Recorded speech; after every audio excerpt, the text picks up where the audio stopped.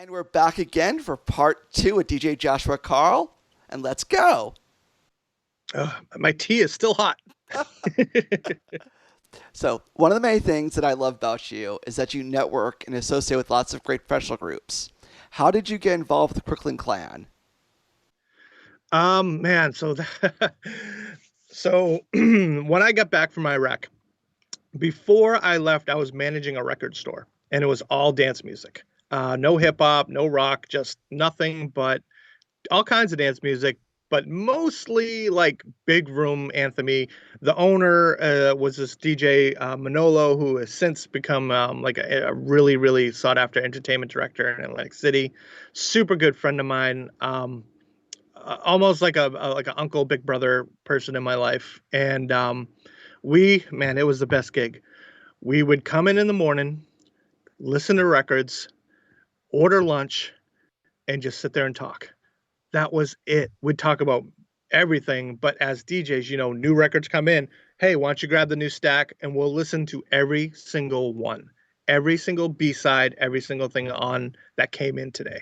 That way, because we wanted to be able to talk to the buyers, be like, oh, I know you're not a deep house guy, but the Satoshi Tomi remix is right where you want to be. Like so we would do that and just eat. That was it. Came back, all the record stores were closed, and everybody was on Serato. Now, the other thing I was doing with that record store was teaching. I was doing DJ lessons. A couple of us actually wrote a DJ curriculum and started a DJ school. Stanton came in with Scratch Live, and we laughed it out the door. We were like, it's never going to catch on. No way. So we went to an event after Stanton was like, hey, just come to our party tonight and check out DJ Rap and Diesel Boy because we want you to see Final Scratch being used in a live situation.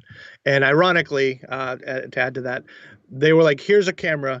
Will you shoot the night for us? I was like, I'm not a photographer. They're like, just get up close, take pictures. So I have like 700 pictures of DJ Rap. And when Facebook became a thing, I found her and I was like, here, I have like a gig of pictures of you. And she's like, who are you?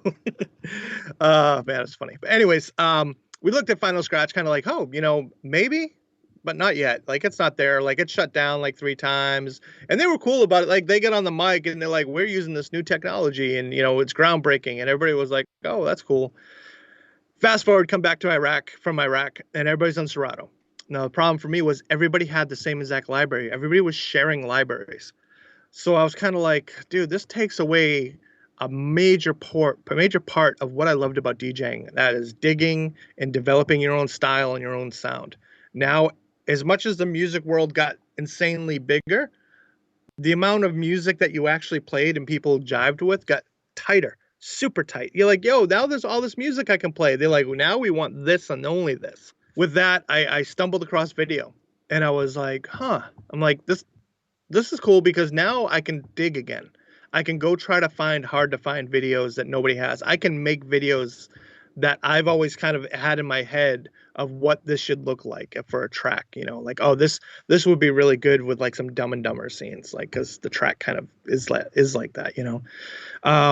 Put out a couple video edits and a good friend of mine, DJ Eloy, was like, hey, you should send them to Strictly Hits. Strictly Hits was a remix company out of Northern California, I believe, that was doing like Strictly for the Dreads and the reruns and Lethal Weapon and all these like hip hop redrum vinyls.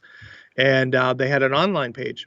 So they're like, dude, we love your edits. Like, we want to bring you on board. So I was with Strictly Hits for a little while. And then they had this event. I think they called it like Black Thursday. And what happened was some list came out of all of the remix sites that the RIAA was going to be going after. So all these sites just shut down that day because they were completely illegal. You can only get so far with the Creative Commons clause, like, oh, this is Michael Jackson and I put a beat behind it, so it's my remix. I'm going to make money off it. It's like, not really, man. That's not how it works. I mean, yeah, you did that, but that doesn't mean it's yours. So they all got shut down, but Crooklyn Clan was doing so well, and their owners were kind of like, they put a stake in the ground and were like, try to come after us for this. Like, we have things in place to protect our DJs, and they reworked the site in a way that, like, if you buy the Beat It remix at the bottom, You checked a box saying I bought Beat It, so this is just another version of Beat It. If not, you can click on the link and buy it. Um, so Strictly Hits went down, and the Crooklyn guys I actually hung out with at the Atlantic City DJ convention the prior year were like, "So you coming over?" And I was like, "Yeah, why not?" So moved to Crooklyn and spent a fair amount of time with Crooklyn, and I still have a amazing relationship with them, and I probably could just be like, "Hey guys, I'm going to start editing again." But one of the reasons why I slowed down editing is that content is no longer hard to find. No longer are artists not putting out videos. They are all putting out videos. Um, and the other thing I did, and this is for any video DJ out there, I always give this advice. Um, when you're going through your content that you already own and you have a video that doesn't have anybody singing and is like a really good visual video, mark it with something that you remember. Like I use the word stock. So anytime I have a song, especially a dance record, that doesn't have a video, I have a folder called stock, and I'll grab any of those weird videos that don't make any sense and just put it over that track. And then Mix Emergency has a bunch of effects that actually go to whatever beat of whatever song you're playing. So I'll just add like either like a strobe or some motion or a blur, and that video will trigger to the beat of the song, even though it's not the video for that song. And I don't have to make edits anymore unless the mood strikes me. Like I just did an edit for this Breaks record called Down Down, which is like a mashup remix of Dada Life's So Young So High and Missy Elliott's I'm a Bitch. And it's glorious. And then when I saw it, I'm like, there's no way I can get away with a fake video for this. I have to make one. So that's the only video editing I kind of do these days. And how'd you get involved with music video DJs? So Evan Wiseman and I go back more than a decade. A little behind the scenes story, a little BTS story. Most of the successful video editors today all ended up at a house in Atlantic City in like 2009. No reason why. We all just ended up there for like 3 days straight, and it's exactly as deplorable as you might imagine. But what was birthed out of that house, because we actually live streamed from that house. Now that I remember, in 2008 we were live video DJing, live streaming. They called it the Smash Vision House because the Smash Vision guys kind of were running it. But now when I look back to who was actually in that house and who was there, it's every video editor that you probably look at their videos and go, "Oh, this guy's edits are dope." They were all there, every single one of them. So just about every single one of them. So it became a thing where every year there was a house in Atlantic City that all the video editors either stayed at or at least pilgrimaged to that house for at least a night or two. And that birthed so many relationships. One of which, with Evan at that time, was like the promotional director, or maybe I forget his actual role title, but he was at the top of the chain. With Marks, who is the actual owner and an amazing dude. And then we became friends, and you can't see somebody like Evan Wiseman and not give him the shine for everything he's done for the video DJ world. Before music video DJs, he did the music video DJ conference like 2 years in a row, like with his own money, making that happen. So the guy puts in a lot of work. He's very dedicated, very successful. He's got about 6 balls in the air at all times, trying to make things happen. So if it wasn't for, he reached out right away and was like, "This is what I'm starting. This is the plan. Are you down?" And I'm just like, "Dude, of course I am." Like, come on.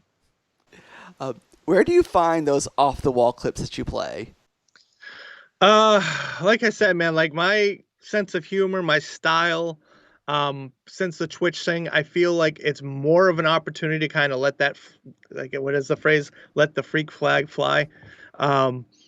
I feel like that's more of an opportunity for me. So when I'm looking for music, I'm also looking at, like visuals from like young directors and young video editors. There's a small little niche of guys that are trying to make their realm make a world in this realm of video editing weird shit.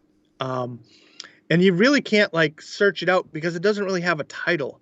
I just stumbled across like years ago, maybe 5 years ago, maybe less. I stumbled across The Chickening. The Chickening is a fake little short movie that this guy made. Dave, his last name escapes me at the moment.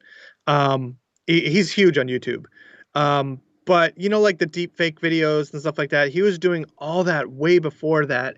And he basically redid The Shining with like other voiceovers and a lot of face morphing and a lot of like cool tricks.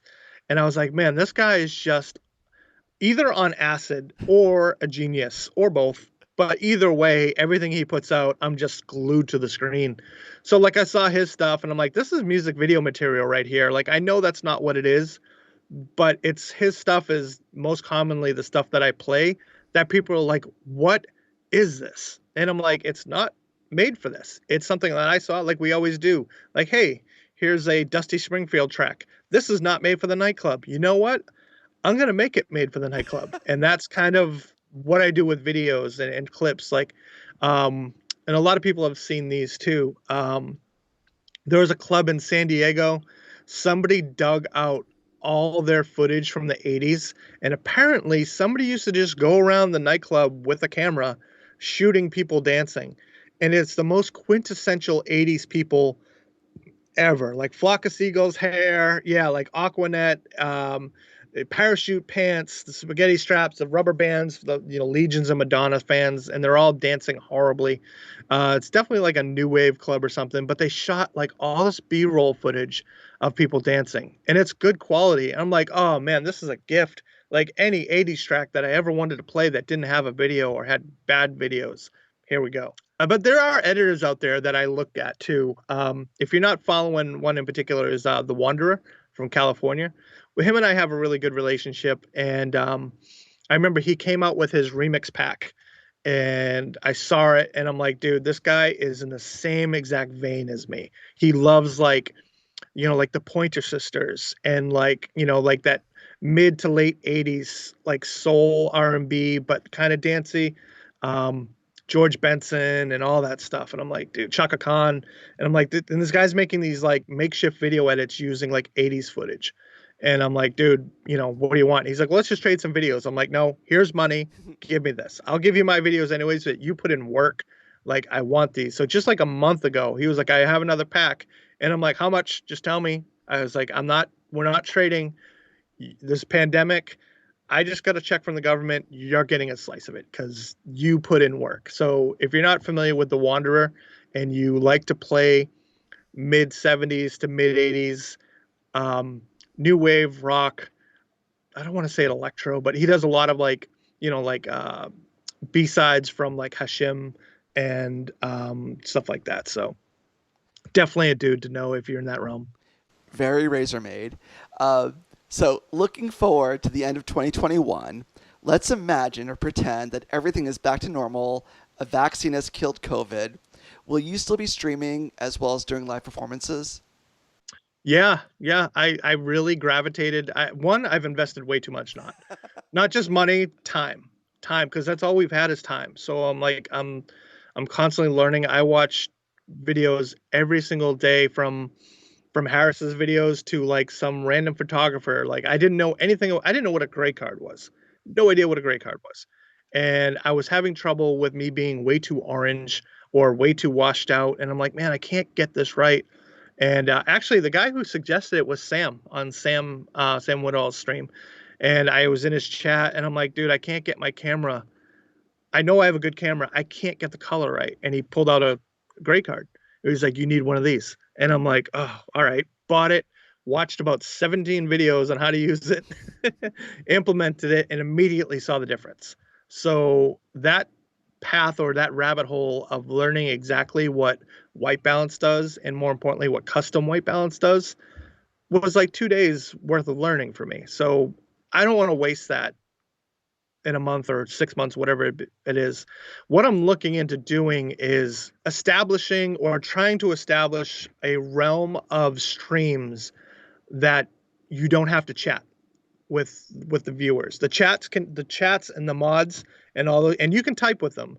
But I want to be able to stream from the nightclub my set to the page. But obviously, I can't get on the mic and be like, oh, the crowd's over here doing their thing. Let me talk to my chat real quick through this other mic, and then come back and get on this mic and talk to my crowd. And then my chat be like, what did he say? What was that? Like, so I was like, what if there was a stream where you knew as a viewer, you could put on in the background? Because I don't know if you've encountered this. There's been times where I'm like, I'm going to put a stream on and I'm going to like, vacuum the floor or, take a shower or whatever. And I want it in the background and I don't hear any music at all. They're playing music, but I don't hear it. All I hear is constant shout outs and the back and forth, which is great if you're sitting there engaged. But if you're in the next room, AFK, and you're like, dude, I just want to hear some good music and I want to hear some cuts and I want to hear some blends and I want to hear a DJ flex, I don't really care that he can read names in a chat room. Like, that's a thing and that's an amazing thing. And that's a lane. There should be another lane for like, hey, I want to put on a mix while, and I don't want to listen to Spotify and I don't want to go to Mixcloud. I want to, I know DJ XYZ is on Twitch right now and I really like his style. I want to hear him. I want to hear what he does. So I was just trying to roll the idea around, like, what could we do to like put a name on that? Like AFK mixes or something like that, where people can just log in and just have music. And I know Twitch on some level kind of frowns upon that because their whole thing is the interactive experience. But I feel like if the chat is going and the moderator is there, handling everything, and maybe you're putting track IDs on the screen and they can see you.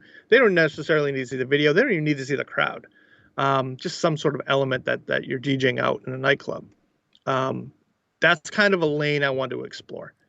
And what I was going to do is actually I was going to OBS Ninja from the nightclub back to my home computer. And then I'm ready, have my wife come down and just hit start streaming. So you're getting all my interactive elements, all the stuff that I have built on OBS in my stream, but I'm downtown playing in a nightclub.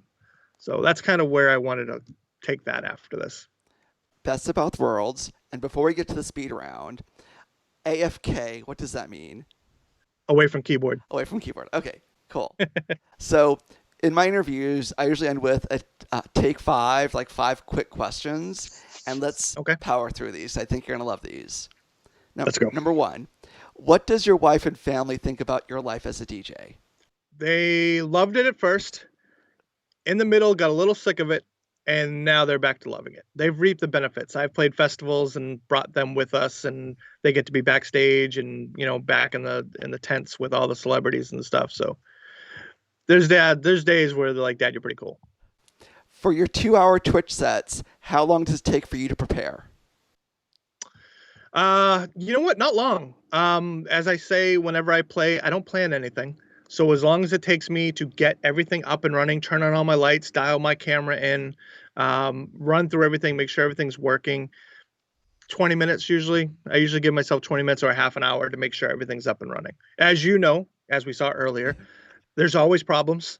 So I always try to give myself at least that amount of time to fix whatever is happening. One of the things that always happens is one camera will decide, like, I'm going to turn on auto exposure, just so you know.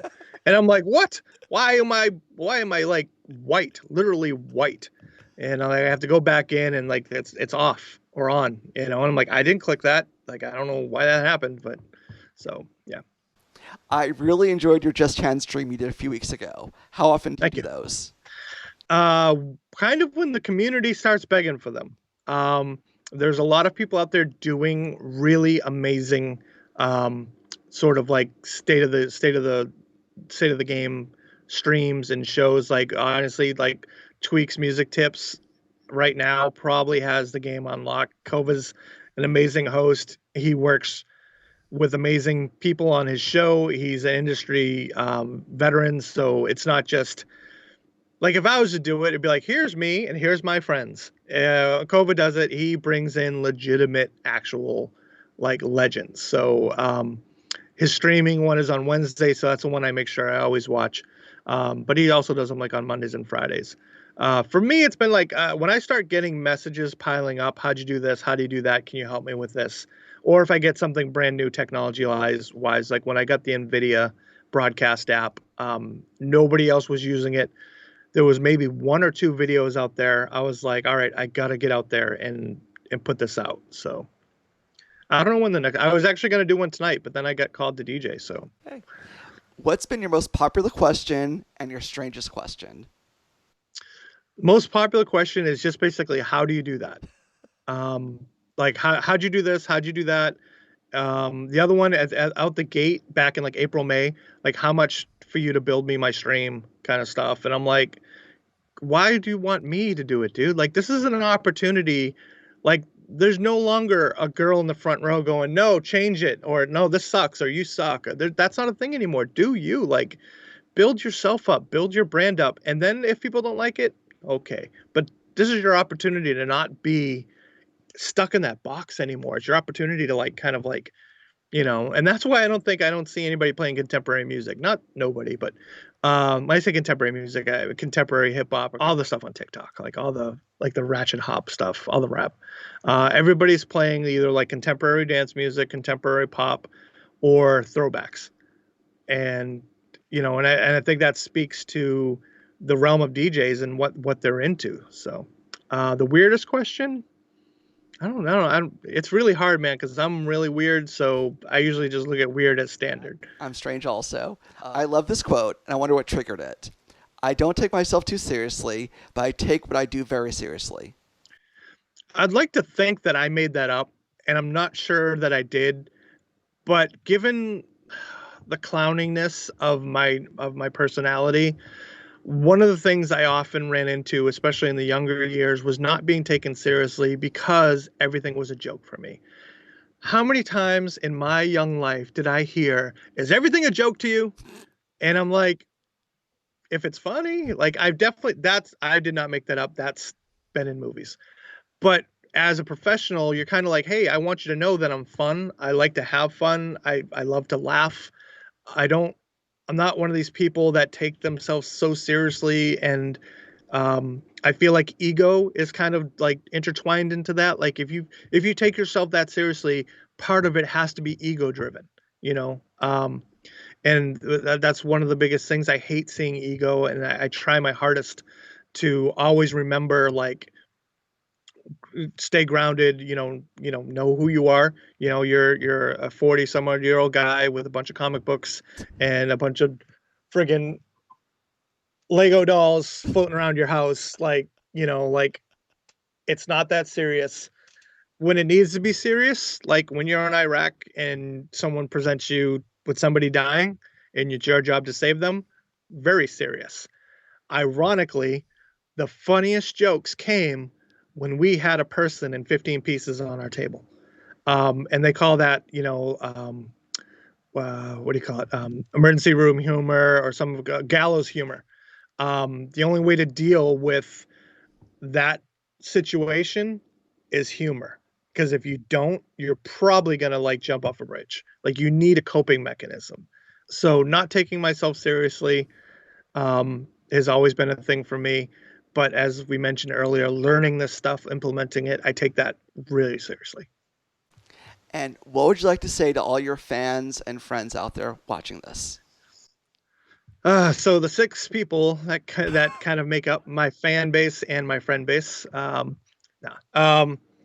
just thank you, thank you for giving me a platform, and I appreciate the shine. I appreciate the messages, the DMs, the whispers that are like, I appreciate the questions. I always tell people like, hey, if you have a question about what I'm doing, hit me up after. I have no problem. Like, because the more we as streamers, and we're talking about right now, push this field forward, eventually somebody will have to take notice, and hopefully one day that'll help your career.